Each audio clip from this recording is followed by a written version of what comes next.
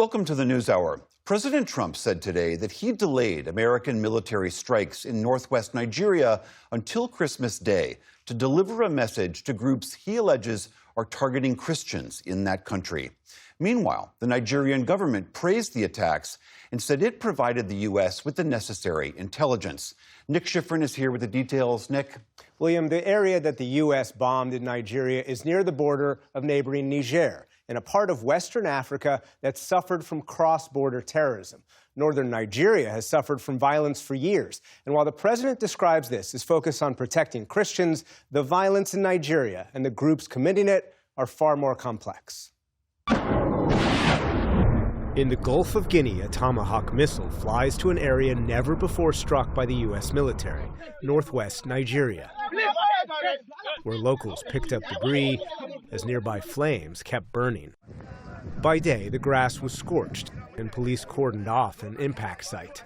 This missile, at least in this remote rural area, apparently killed no one. There was no loss of life and no loss of property. A U.S. military official tells PBS NewsHour a ship off Nigeria's coast fired more than a dozen Tomahawks at 2 ISIS training camps. Local security analysts say the missiles hit in at least 4 locations, all in Nigeria's northwest Sokoto state. The area has been plagued by a group known as Lakurawa that claims affiliation with ISIS Sahel and exploits poor local governance and access to terrorist groups that operate in Niger and Mali. Nigeria declared them a terrorist organization, but locals say they're connected to bandits and criminals who've intimidated local residents, most of whom are Muslim, preaching radicalization, kidnapping hundreds of girls and young boys in an attempt to control and exploit the population. This is what we've always been hoping for, to work with the Americans. Today, Nigerian Foreign Minister Yusuf Tugar told Channels TV that Nigeria provided the U.S. intelligence. It is a joint operation, and it is not targeting any religion. But last night, President Trump wrote that the targets were, quote, ISIS terrorist scum in northwest Nigeria, who've been targeting and viciously killing primarily innocent Christians at levels not seen for many years and even centuries. And today he told Politico the strike was supposed to take place on Christmas Eve, but he said, nope, let's give a Christmas present. The government doesn't help the Christians. They're not protecting them. They're not protecting their villages. Nina Shea directs the Hudson Institute Center of Religious Freedom. She and 30 other advocates, Christian organizations, and think tanks wrote a letter in October to President Trump saying the Nigerian government demonstrably tolerates relentless aggression uniquely against Christian farming families. Local Christian leaders are telling us that they are trying to cleanse the land of Christians, that they are establishing the land for Islamic rule. In reality, Nigeria violence is more complex. For years, Islamist terrorists have plagued northern and northeast Nigeria. Best known as Boko Haram, they've targeted the Nigerian military and violently oppose female education. It's bombed mosques. Boko Haram also targeted Christians, as I saw in 2015 in the eastern city of Mubi. Outside the nearby Church of the Brethren, the damage is everywhere. Inside, high above the podium, the fire set by Boko Haram almost erased the cross from the wall. When these people landed in Mubi, they will ask you, are you a Christian or a Muslim? When you say you're a Christian, they will shoot you. But that's the northeast, far from today's target. And then there's the map. Most Nigerian Muslims live in the north. Most Christians live in the south. And in the middle, the two groups overlap, as do tribes, farmers, and herders, who can clash violently. For decades, nomadic herders, almost all of whom are Muslim, have fought farmers, most of whom are Christian, over land disputes and scarce resources. The independent conflict monitor ACLED tells PBS NewsHour last year's data show a rise in Christian fatalities, mostly in central Nigeria. But the vast majority of the incidents were over land disputes, not targeting because of religion. You can see how all these things are interconnected. So when you try to reduce it to just say, oh no, it's Muslims killing Christians in Nigeria, you see how you can get it completely wrong. And for more perspective on the U.S. strike against targets in Nigeria, we turn to former Ambassador Peter Phan. He was U.S. Special Envoy for the Sahel region during the first Trump administration. He's now a distinguished fellow at the Atlantic Council and sits on the boards of a number of companies doing business in Africa. Ambassador, thanks very much. Welcome back. Good to be with you, Nick. To the NewsHour. Explain who is being targeted here in the Northwest. This is a group called Lakurawa, connected to terrorists in the Sahel in Western Africa, but also criminals known as bandits in Nigeria. Well, the group that was referred to in the piece, Nick, Lakurawa, is a good example, almost a classic one of the cure being worse than the disease. They originate as self-defense groups in an area where the Nigerian government and some of the neighboring countries were unable to provide protection for local communities. So they set up their own self-defense groups.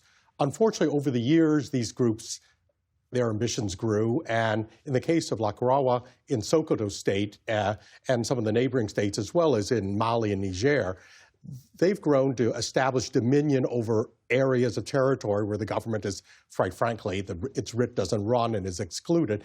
And they've been increasingly imposing upon the people they were started to protect a harsh vision of Islam and a hardline vision, and increasingly kidnapping young people to fill up their ranks. So they've become, in effect, the disease they were there to fight. And I don't want to conflate these groups. The analysts I speak to say it's not Lakurawa, it's not these bandits in the Northwest who are traditionally killing Christians. We see that more in the Northeast and the central area of Nigeria. That's very much where the conflicts between farmer herders, between Muslims or those motivated or agitated by extremist interpretations of Islam and Christians have occurred. So I'm not privy to, I'm a former government official, I'm not privy to any current intelligence on this, so I can't speak to why the targeting occurred in Sokoto. Certainly, it's a mystery to me. There are a couple other places I would have picked to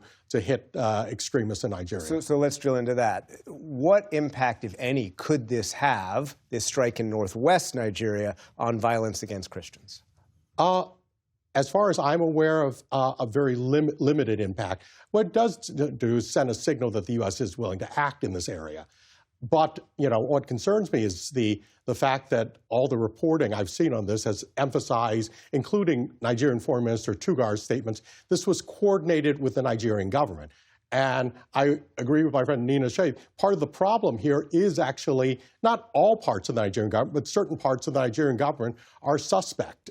Well, we've also seen inability by the Nigerian government, as you were referencing before, to govern some of these spaces, whether the Northwest, the Northeast, or some of these farmer-herder conflicts in the Central Plains. I mean, how much of this is about, how much of the root causes is about the government not being able to have governance in these areas? You know, it's a matter of, you know, where does something start and where does something end?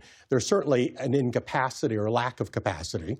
But there's also a lack of political will to put the resources necessary to that. And in some cases, one has to be brutally honest here, there's also certain politicians in Nigeria have their own agendas and their own political alliances with extremists. And you should get a mixture of all that. It's a very complex situation that doesn't lend itself to easy solutions. Absolutely. And so in that sense, is there anything the United States can do right now, whether with the military or not, that could actually help protect Nigerian Christians, could get at this lack of governance? Well, first, I think calling attention to it is very, very important. Calling it out has forced the Nigerian government to take stock of what it is and is not doing. So that in itself is effective. Secondly, I would say that important also in this is also is operational security. Again, I'm not privy to current planning, but I certainly, if I were still in the army, would be very, very hesitant at sharing and coordinating. If what the Nigerians are claiming was happening with this coordination, I'd be very suspect about that. And the Nigerian government, as we heard the foreign minister say, this violence is not about any particular religion. And in fact, the majority of victims of violence in Nigeria are Muslim. But we heard President Trump say this is about protecting Christians. So in the time we have left, about 30 seconds, do we know anything about why those two narratives are so different right now? I think a lot of it has to do with, it's a matter of perspective. Both Muslims and Christians are suffering because of this violence.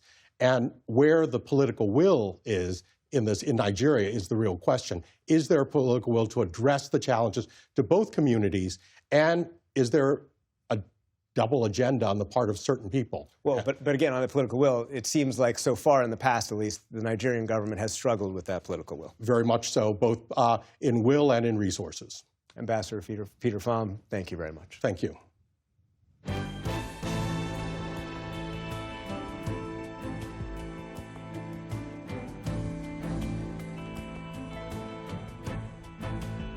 Hey, just a minute before you move on. I want to say thank you for watching and for supporting us. It's you, all of our viewers, our readers, and our listeners who make everything that we do possible. So thank you from everyone here at PBS News. Support journalism you trust. Support PBS News. Donate now, or even better, start a monthly contribution today.